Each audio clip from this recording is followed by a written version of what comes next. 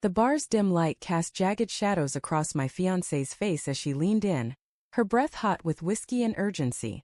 "You're not jealous, are you, Nate?" Sarah's voice was a blade, sharp and teasing, slicing through the smoky air. Across the table, her ex, Derek, smirked, his eyes glinting like a predator sizing up prey. My pulse hammered in my throat, not from jealousy but from the gut-punch realization that this meeting, this staged, humiliating test, wasn't about proving my trust. It was about her hiding something, and I'd walked right into the trap. The evening started innocently enough, or so I'd convinced myself. Sarah had suggested drinks at the Rusty Anchor, a dive bar with peeling paint and a jukebox that whined old country tunes. She'd been fidgety all week, her smiles too quick, her touches fleeting, like she was pulling away even as she clung to me. When she mentioned meeting Derek, her ex from college, I brushed off the unease. "It's just drinks," she'd said, her hazel eyes wide with rehearsed sincerity. "I want you to meet him, to show you're not the jealous type." I'd laughed, told myself it was nothing, a quirky request from the woman I loved, who wore my ring and shared my bed. But as we stepped into the bar, the air thick with stale beer and unspoken tension, something sour twisted in my gut. Derek was already there, sprawled in a booth like he owned the place, his leather jacket slung over the seat. He stood to greet us, his handshake lingering a beat too long, his grin too familiar. "Nate, right? Sarah's told me a lot about you." His voice was smooth like oil sliding over gravel, and I hated how it made my skin crawl. Sarah slid into the booth beside him, her thigh brushing his before she corrected herself, scooting closer to me. A mistake, I told myself. An accident. But my mind snagged on it, replaying the motion like a glitchy film reel. The conversation started light.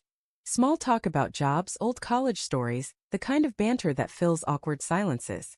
But every word felt loaded, every glance between them a coded message I couldn't crack. Sarah laughed too loudly at Derek's jokes, her hand grazing his arm as she reached for her drink. I sipped my beer, the cold glass grounding me as I fought the urge to demand answers. Was I overreacting? Was this just my imagination, fueled by the dim lighting and the bar's claustrophobic hum? I wanted to trust her. I needed to trust her. But doubt crept in like damp rot, spreading with every shared glance, every inside joke that left me on the outside. "So Nate," Derek said, leaning forward, his elbows on the table. "Sarah says you're the chill type. Not like me, huh? I was always a bit intense." He chuckled, but his eyes locked onto mine, daring me to react. Sarah's laugh was nervous, her fingers twisting the engagement ring I'd given her 6 months ago. "Derek's just teasing," she said, her voice too bright. "You're not like that, Nate. You're steady." Steady. The word stung like she called me boring, predictable. I forced a smile, but my chest tightened, the air in the bar suddenly too thick to breathe. As the night wore on, the red flags multiplied, small but sharp. Sarah's phone buzzed on the table, screen down, and she snatched it up before I could glimpse the notification. "Work," she muttered, shoving it into her purse. Derek's foot nudged hers under the table. I saw it, a fleeting press of his boot against her sneaker, and her failure to pull away. My mind raced, stitching together fragments. Her late nights at the office, the perfume I didn't recognize on her scarf, the way she'd started locking her phone. I told myself I was paranoid, that love didn't breed suspicion. But the truth was clawing at me, relentless and raw. I excused myself to the bathroom, needing air, needing space to quiet the storm in my head. The mirror above the sink showed a man I barely recognized.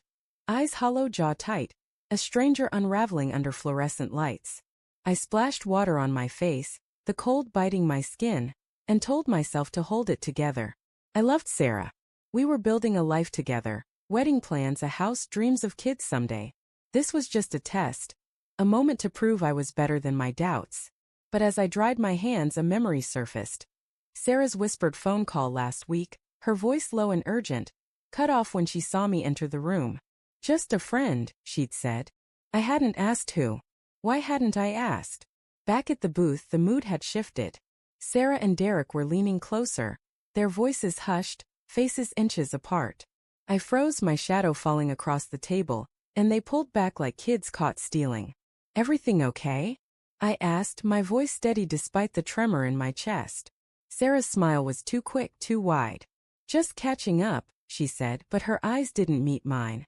Derek smirked again, sipping his drink, and I wanted to knock the glass from his hand, to demand the truth right there in the sticky, beer-soaked booth.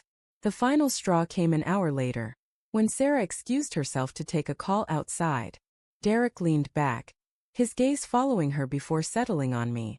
"She's something, isn't she?" he said, his tone laced with something darker than nostalgia.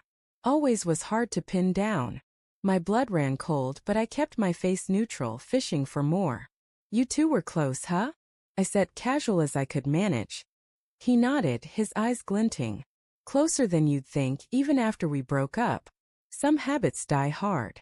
The words hit like a fist, stealing my breath. I wanted to believe he was lying, goading me, but the pieces were falling into place. Her distance, her secrets, the way she'd orchestrated this night like a chess move. When Sarah returned, her cheeks flushed from the cold or something else, I couldn't take it anymore. "We need to talk," I said, my voice low, final. Her eyes widened, but she nodded, following me to a corner of the bar where the jukebox's wail couldn't drown out the truth. "Tell me," I said, my voice breaking despite my effort to stay calm. "Are you still in love with him?" Her silence was louder than any confession, her eyes darting away, guilt written in every line of her face. "Nate, it's not what you think," she started, but the words crumbled under the weight of my stare.